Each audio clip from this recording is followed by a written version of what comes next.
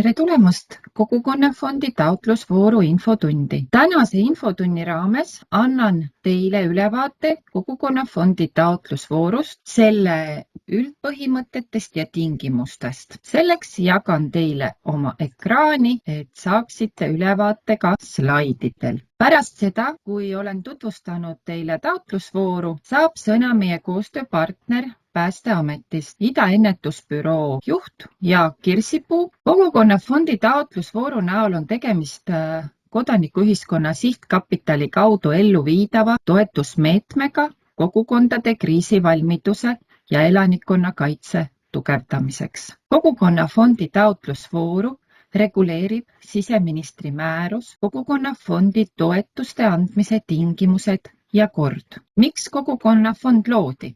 Viimaste aastate kriisid on näidanud, et kriiside lahendamine ei toimu ainult riigi tasandil. Väga oluline roll on kohalikel kogukondadel. Kriisiolukorras on sageli just esimesed reageerijad kohalikud elanikud, vabatahtlikud, korteriühistud, kogukonnaorganisatsioonid ja asutused. Samas puudub paljudel kogukondadel praktiline valmisolek, vajalikud ruumid, varud ja kokkulepped, kuidas kriisis tegutseda.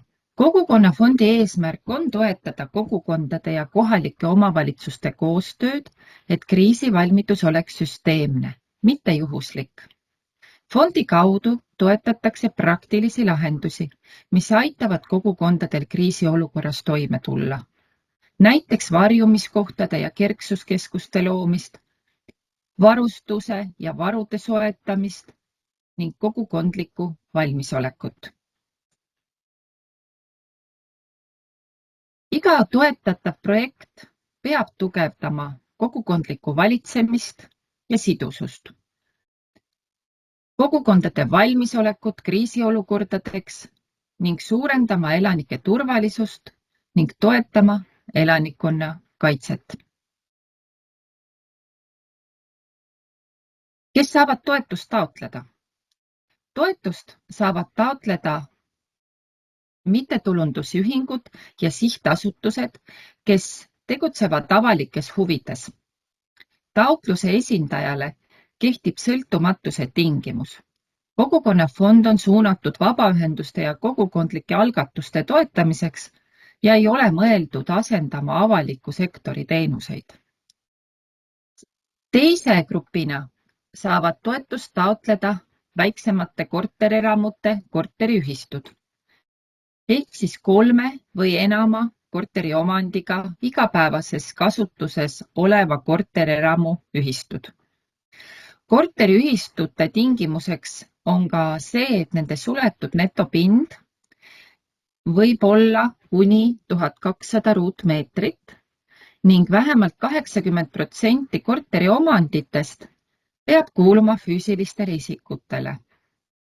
Mõlema taotleja grupi puhul on ka reegel, et nad peavad olema vastavatesse registritesse kantud vähemalt aasta. Kohalik omavalitsus ei saa olla siin taotlejaks, kuid on kindlasti projektis oluline partner. Milliseid tegevusi selles taotlusvoorus toetatakse? Prioriteediks on arendada varjumiskohti või luua kerksuskeskusi, mis pakuvad elanikele turvalist varju ja tuge kriisiolukorras.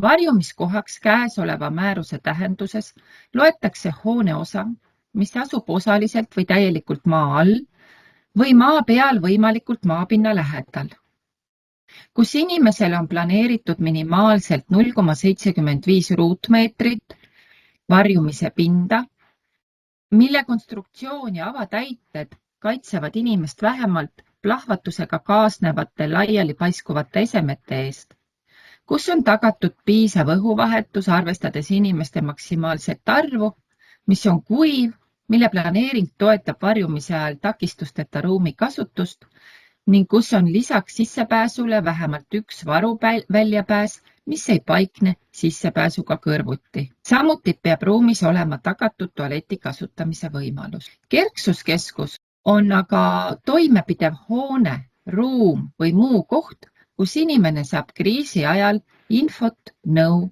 ja abi. Lisaks varjumiskohtade ja kerksuskeskuste rajamisele on võimalik selle toetusmeetme raames ellu viia ka elanikkonnakaitse arendustegevusi, mis peavad olema kriisiplaanis selgelt välja toodud. Millised kulud on abikõlblikud?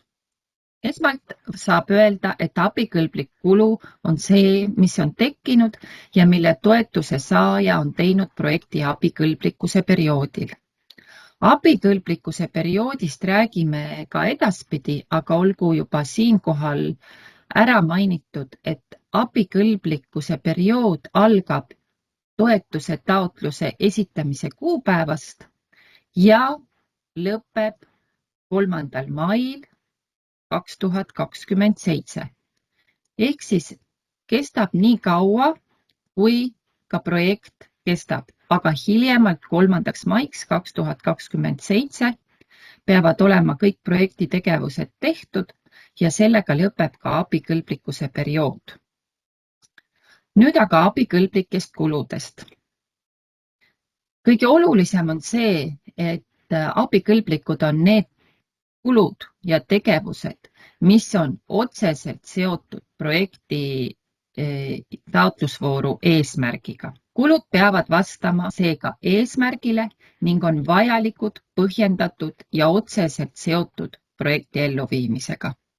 Abikõlblikud kulud on projekti ettevalmistamise ja projekteerimistööde kulud, varjumiskohtade või kerksuskeskuste rajamise, parendamise, renoveerimise ja kohandamisega seotud kulud, sealhulgas ka inventari soetamine ning energia- ja veevarustuse tagamisega seotud tööd ja seadmed ja seda kuni 80% taotluse kogusummast. Abikõlblikud on elutähtsate varude ja võimekuste tagamise kulud, sealhulgas esmaabi, sidevõimekuse ja puhta joogiveevaru loomine. Abikõlblikud on kogukonna valmisoleku ja koostöö tugevdamise kulud, sealhulgas ürituste, koolituste ja õppuste korraldamine, kogukondade koostöö ja vabatahtlike kaasamine. Samuti teavitamise ja infohalduse kulud, sealhulgas andmebaasi koostamise ja uuendamise, kommunikatsiooni ja teavituskulud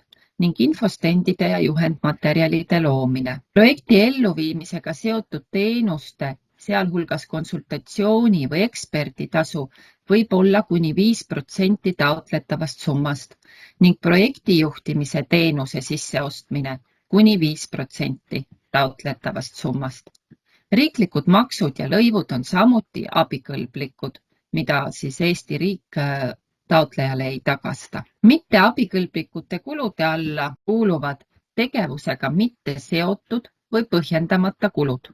Kulud, mis ei panusta otseselt projekti eesmärgi saavutamisse, ülemäärased või ebamõistlikud kulud, näiteks turuhinnast oluliselt kõrgemad kulud või kulud, mille vajalikkus ei ole taotluses selgelt põhjendatud. Abikõlblikud ei ole ka varasemad ja väljaspool perioodi tehtud kulud, ehk siis enne projekti abikõlblikkuse perioodi tehtud kulud ja kulud, mis tekivad pärast projekti lõppu. Abikõlblikud ei ole investeeringud, mis ei ole vooru eesmärgiga kooskõlas. Ehitused või renoveerimised, mis ei ole otseselt seotud kriisivalmiduse tõstmisega. Ka kinnisvara soetamine ei ole abikõlblik. Püsivara soetus, millel puudub selge seos kogukonna kriisivalmidusega, ei ole samuti abikõlblik. Topeltrahastamine ja muude rahastusreeglite rikkumised, ehk siis kulud, mida rahastatakse samal ajal teisest meetmest, käibemaks, juhul kui see on taotlejale tagasiküsitav ja kulud, mis ei vasta riigiabi või toetuse andmise reeglitele, on samuti mitte abikõlblikud. Mitte abikõlblikud on ka erinevad trahvid, sanktsioonid ja finantskulud, ehk siis viivised, leppetrahvid, intressikulud ja muud finantskaristused. Ebapiisavalt tõendatud kulud ei ole samuti abikõlblikud, ehk siis kulud, mille kohta puuduvad nõuete kohased algdokumendid, sularahatehingud või kulud, mida ei ole võimalik kontrollida. Üldine tegevustoetus ei ole ka abikõlblik. Organisatsiooni igapäevased püsikulud, mis ei ole projektiga seotud ja kulud, mis oleksid tekkinud ka ilma projektita, ei ole abikõlblikud. Taotleja peaks lähtuma projekti eelarvet tehes ja projekti läbi viies kulude osas. Kas see kulu on vajalik kriisivalmiduseks? Kas see on mõistlik ja põhjendatud? Ning kas ma suudan sellega hiljem ära tõestada? Kui vabaühendus tegutseb nüüd hoones või ruumis, mis ei kuulu sellele ühingule endale, siis kindlasti peab lisama nende ruumide või selle hoone seadusliku kasutusõigust tõendava dokumendi. On ta siis üüri- või rendileping või kasutusleping. Ja see peab kehtima vähemalt 5 aastat peale projekti lõppkuupäeva. Samuti tuleks lisada taotlusele siis omaniku kirjalik nõusolek projekti tegevuste läbiviimiseks. Ehk ka volikiri selleks vajalike lubade ja kooskõlastuste taotlemiseks. See kehtib siis juhul, kui vabaühendus soovib just nende ruumide baasil teha projekti tegevusi, rajada sinna kerksuskeskust või varjumiskohta. Korteriühistutel tuleb lisada üldkoosoleku otsuse. Esiteks otsus, mis kinnitab, et toetuse tegemise ja sellega kaasnevate kohustuste täitmisega on ühistu arvestanud. Ja kinnituse, et projekti raames soetatav inventar ja taotleja kasutuses oleva kinnisvara varjumiskohaks või kerksuskeskuseks parendamise, renoveerimise ja kohandamise korral on see varjumise ja kriisi ajal korterelamu elanikele ühiselt kasutatav. Need lisadokumendid tuleks siis taotlusele juurde panna. Juba on varasemalt läbi käinud sõna kriisiplaan.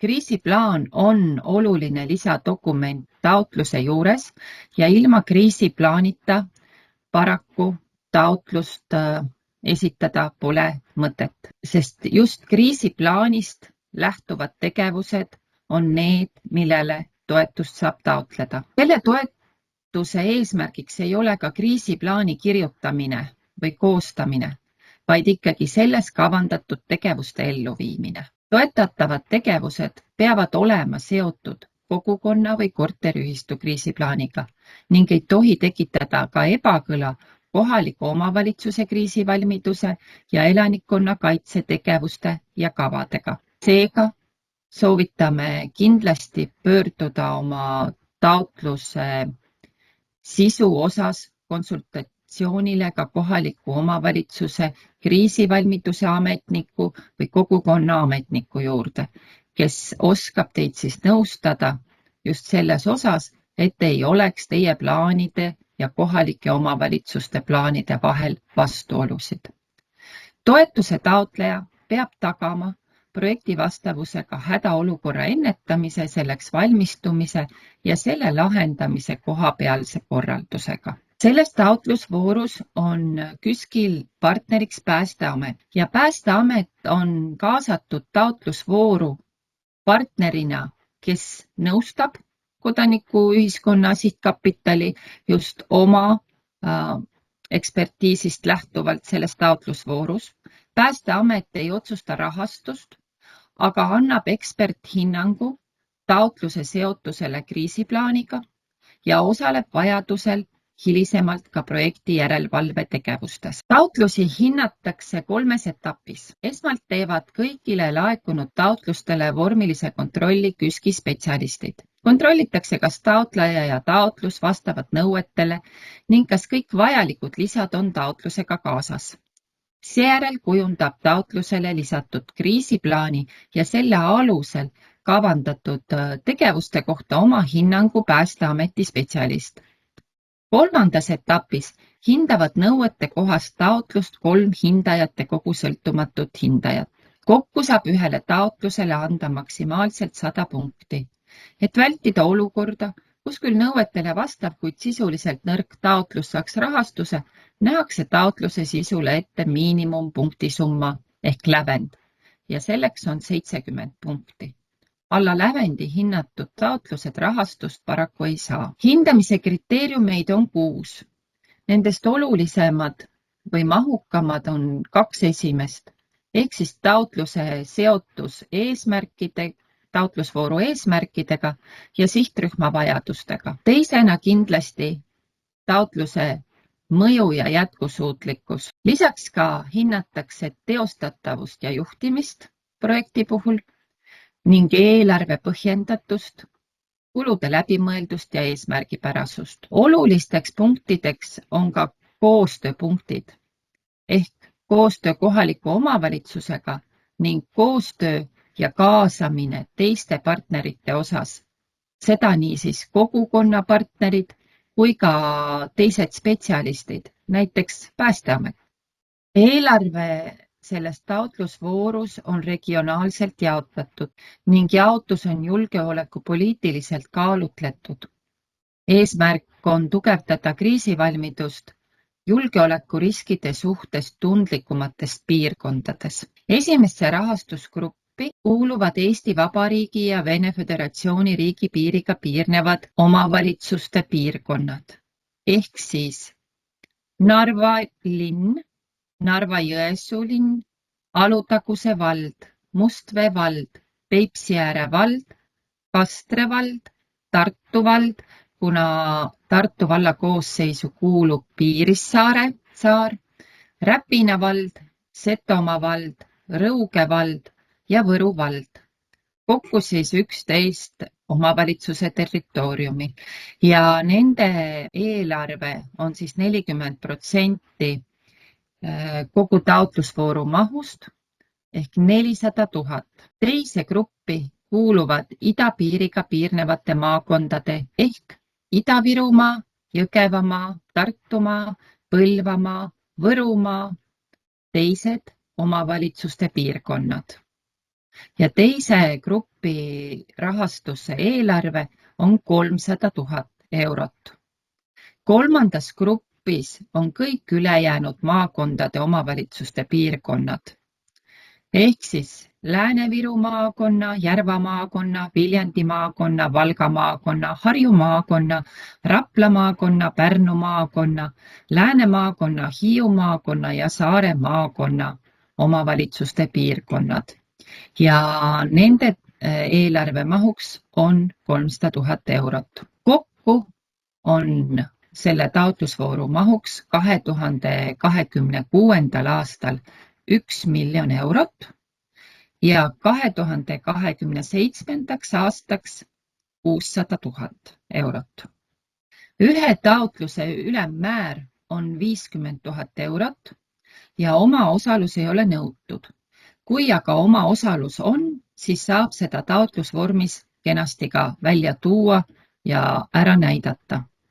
Projekti kestus on orienteeruvalt 1 aasta, millega saab siis arvestada. Praegune taotlusvooru ajakava näeb siis välja järgmine. Me oleme juba alates jaanuarist avaldanud KÜSK-i kodulehel uudiseid taotlusvooru kohta, jaganud nii Siseministeeriumi mitmeid pressiteateid seotud taotlusvooruga kui ka eelinfot.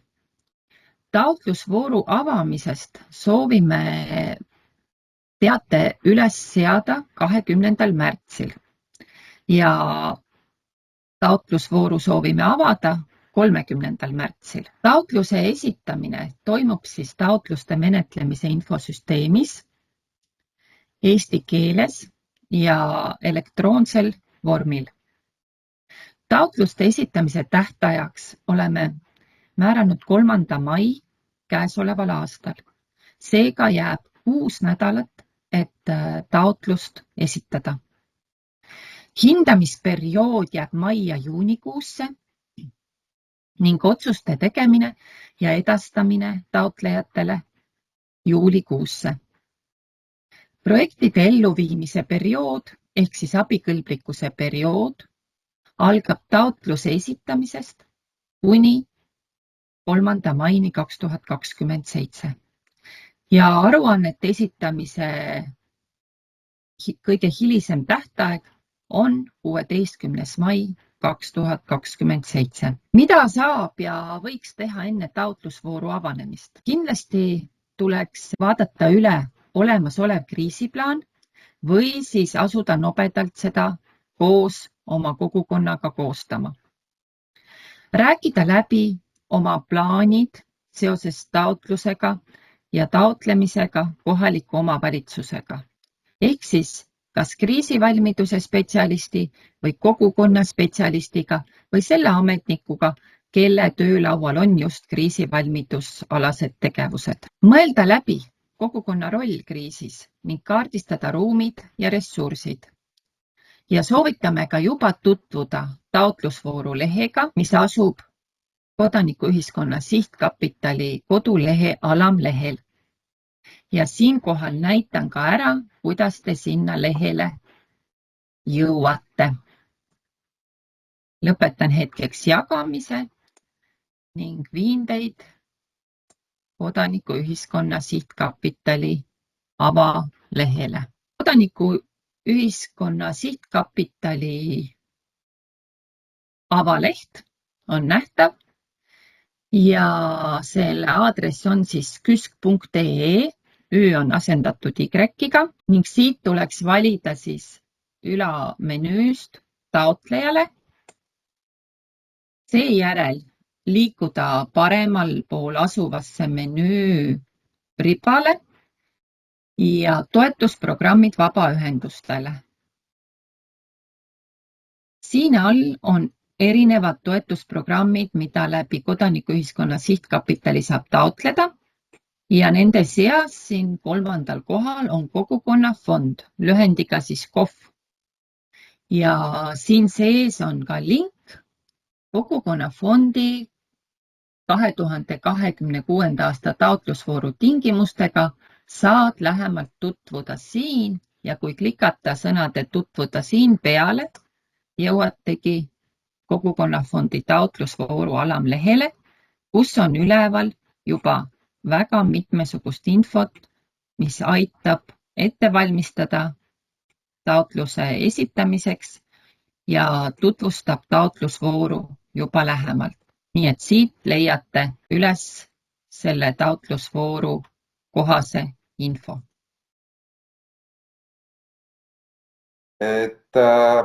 Räägin siis Päästeameti ootustest natukene, mida me siis nii Kerksuskeskusel kui varjumiskohas ootame ja mida me siis nagu näha tahaks selles toetusvoorus. Kõigepealt siis, milleks on vaja kogukonnas luua Kerksuskeskuse valmidust, ehk et parem kriisivalmidus ja kiirem taastumine, et kui riiki on tabanud mingi kriis, kindlasti kriisiplaani ja selle leiate sellise näidise lihtsa Päästeameti kodulehel või lööte kogukonna kriisiplaan, siis seal on väga lihtne näide, kuidas teha. Üks kriisiplaan ei pea olema, ma ei tea, 30 lehekülge, vaid seda saab teha ka 2 lehel ja 3. Oluline, et need asjad on läbimõeldud. Siin on oma ressursid ja varud ära kaardistatud ja loomulikult selle sidusus siis kas siis kohaliku omavalitsuse kriisiplaani või siis kui kohalikul omavalitsusel täna veel ei ole kriisiplaani, siis vähemalt tema kriisitegevustega see kooskõlla viia. Ehk et kus me selle info ja asjad kõik kokku viime pärast, et teil seal Kerksuskeskuses niinimetatud see info ja asjad olemas kriisiolukorras oleks. Siis ülioluline selle Kerksuskeskuse puhul on koostöö, sotsiaalsed sidemed, ühtehoidmine ehk üks kogukond peaks hoidma kokku ja sellest tekib niisugune üldine vaimne heaolu. Ehk et nagu meie siin ütleme, et ühe Kerksuskeskuse teerada ei tohiks ära rohtuda, et see peab olema selline koht, kus siis inimene on harjunud käima ja seal need tegevused töötavad ka kriisivälisel ajal ehk inimesed on harjunud seal kokku saama, olgu ta siis mingi ürituste või millegi raames. Ja siis kohalik võimestamine ja enesetõhustus suudame rohkem ära teha. Enesekindlus ja soov osaleda kogukonna arengus, et kui seal juba luuakse midagi, siis ülejäänud kogukond tuleks selle asjaga kaasa. Sellised baasnõuded Kerksuskeskusele, generaatoriga varustus, või generaatori ühendamisvalmidus vähemalt on niisugune miinimum, et kui kuskilt praegu ei saa, aga täna selles summas peaks saama ka generaatori sinna juurde. Minimaalne sidevõimekuse tagamine lisaks mobiilsetele alternatiivside. Meie soovitus võib-olla siin mõelda Starlink internetile ehk et saada siis muu maailmaga sidet, kui meil muud asjad maas on või ka juba SAT-telefon. Ka läbimõelda kriisiplaanis see käskel, kes on siis, kes sealt KOV-ist info toob, kui meil muud varianti ei ole. Et need peaksid kajastuma seal. Ja personal, kes haldab kerksuskeskust, et ei saa olla ühele inimesele kindlasti üles ehitatud, et kriisiplaan peaks välja siis tooma ka selle, et kes seal majandavad, kes need abi annavad, millist abi keegi annab, et need asjad enda jaoks kogukonnas läbi mõelda.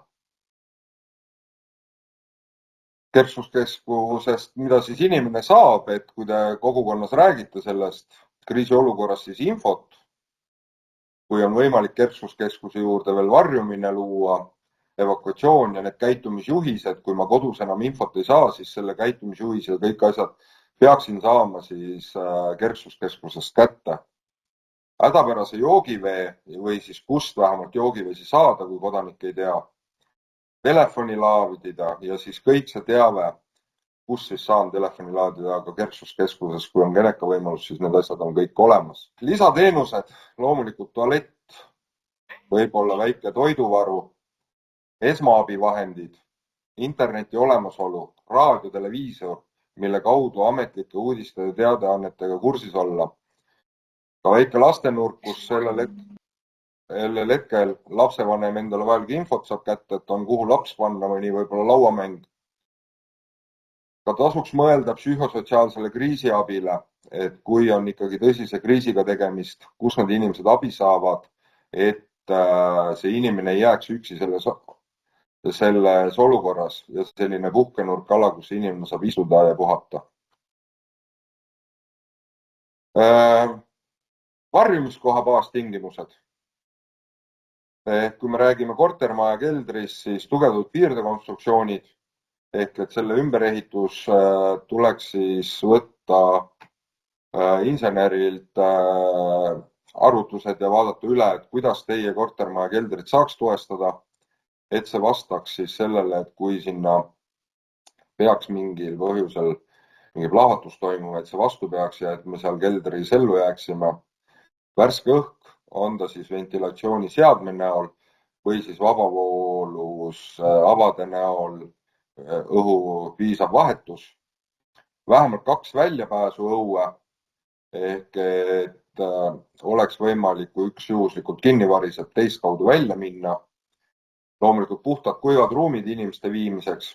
Käimlate olemasolu ei pea olema veega käimla, täna on erinevaid kuivkäimlaid olemas. Ja siin samamoodi siis vastutav isik, kes nende asjadest vastutaks seal kortermajas või kogukonnas, et need asjad oleksid kasutatavad alati ja et need oleksid korras. Ja loomulikult mina kutsun üles, et peab olema mitu inimest, et ühe inimese peale üles ehitada asju. Kui midagi juhtub, siis keegi teine peab ka teadma, kus asjad asuvad.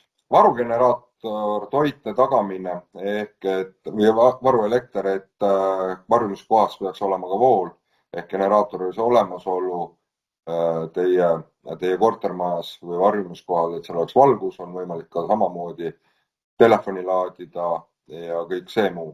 Esmased kustutusvahendid, et kui midagi peaks juhtuma, siis meil on võimalik kustutada ära see. Kui on varjumiskohal aknad, siis vähemalt liivakotid olemas tühjad ja kui on oht, et meid rünnatakse või on selline oht, siis liivakotid pinnasega täita või liivaga ja saab need aknaosed siis katta või siis ehitada luugid ja loomulikult seespool võiks olla mõned kangid, labidad, lammutusvahendid, et kui on vajadus sealt välja saada. Joogivesi, teabekandjad ja istumiskohad, et inimestel oleks seal võimalikult mugav olla. Et varjumine on üldjuhul mõni tund, aga võib ka pikemalt minna siis mugav mingid asjad, et me saame seal olla. Aga lühidalt minu poolt kõik, ka varjumiskoha tingimused juba mainitud, ole valmis lehel, Päästeameti kodulehel, kriisiplaan Päästeameti kodulehel ja võib julgelt küsida Päästeametilt nõu. Selline oli siis ülevaade kogukonnafondi taotlusvoorust ja mina tänan teid, et vaatasite, kuulasite ja loodan, et tulete agaralt esitama ka kogukonnafondi taotlusvooru oma taotlusi. Aitäh kuulamise eest!